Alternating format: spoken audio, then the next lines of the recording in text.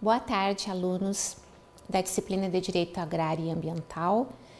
Essa aula de hoje, essa videoaula, é para reforçar o texto que foi encaminhado na segunda-feira, sobre princípios de direito ambiental. Vocês receberam um texto tratando de todos os princípios que orientam o direito ambiental. E eu aqui nessa videoaula quero ressaltar 4 deles, que eu considero fundamentais. O primeiro deles, então, é a diferença entre o princípio da prevenção e o princípio da precaução, que seguidas vezes são usados como sinônimos, como se referissem à mesma situação, mas eles têm uma diferença, um rigor científico que deve ser observado. O princípio da prevenção, ele é aplicado quando há certeza científica de que daquela obra, daquele fato, daquela situação vai se originar um dano ambiental. Há certeza, há comprovação científica. Então a obra é realizada, o evento é realizado, mas se toma todos os cuidados para reverter esse dano ambiental ou para indenizar os danos que ele causou. Então, no princípio da prevenção, a obra será realizada, mas toma-se as devidas precauções, né, as medidas necessárias para reduzir os danos provocados. Já no princípio da precaução, nós não temos certeza científica. Há estudos, há alguns dados que apontam para a possibilidade da ocorrência de danos, mas não há certeza. Por esse motivo, a obra não é realizada, o fato não vai se desenvolver, o evento não será executado por conta dessa incerteza científica que cerca essa obra. Tá? Então, essas são duas diferenças pontuais em relação a esses dois princípios, precaução e prevenção. O outro princípio que eu gostaria de ressaltar com vocês é o princípio da função socioambiental da propriedade.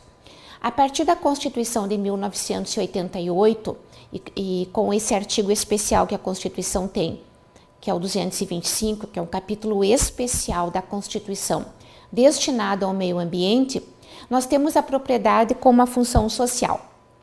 Então, nada pode ser feito descuidando da função social da propriedade, que, em última análise, significa a supremacia, a preponderância do interesse público em relação ao interesse particular.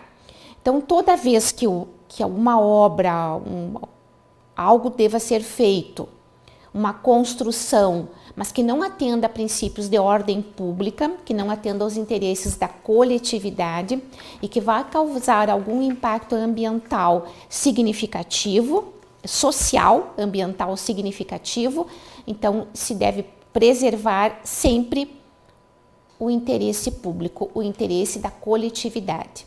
Aliás, que a partir da Constituição de 88, todos os nossos institutos jurídicos devem ter função social, o Estado deve primar pela função social de todos os institutos jurídicos.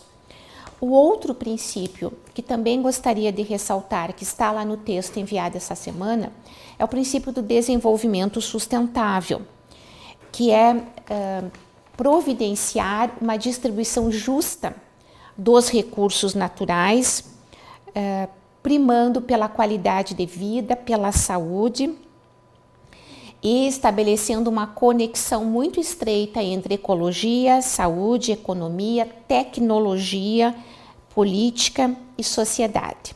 Nós poderíamos citar como exemplos de desenvolvimento sustentável a agricultura orgânica, o manejo florestal, a reciclagem e a produção de energia limpa. São exemplos de uma sociedade, de uma produção, de um desenvolvimento sustentável, ou seja, aquele que não agride ao meio ambiente e que não prejudica as futuras gerações. E por fim, só concluindo a nossa aula, colocaria então o princípio da supremacia do interesse público, que já mencionei lá quando falei do princípio socioambiental.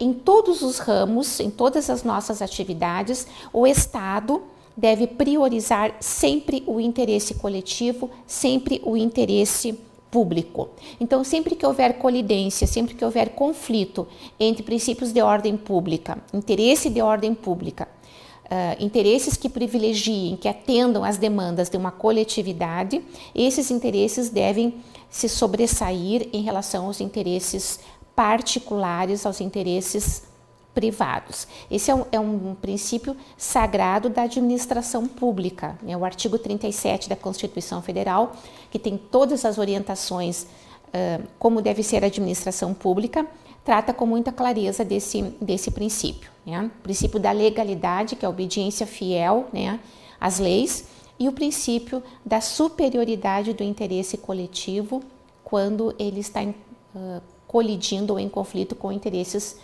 particulares. Ressaltei esses 4 princípios porque os considero fundamentais para a compreensão dos princípios que norteiam, né, que orientam a questão ambiental hoje no Brasil. Leiam com bastante atenção o texto enviado na segunda-feira, enviem questões, se acharem necessário, eu estou à disposição. Boa leitura, bons estudos, boa tarde, até a próxima.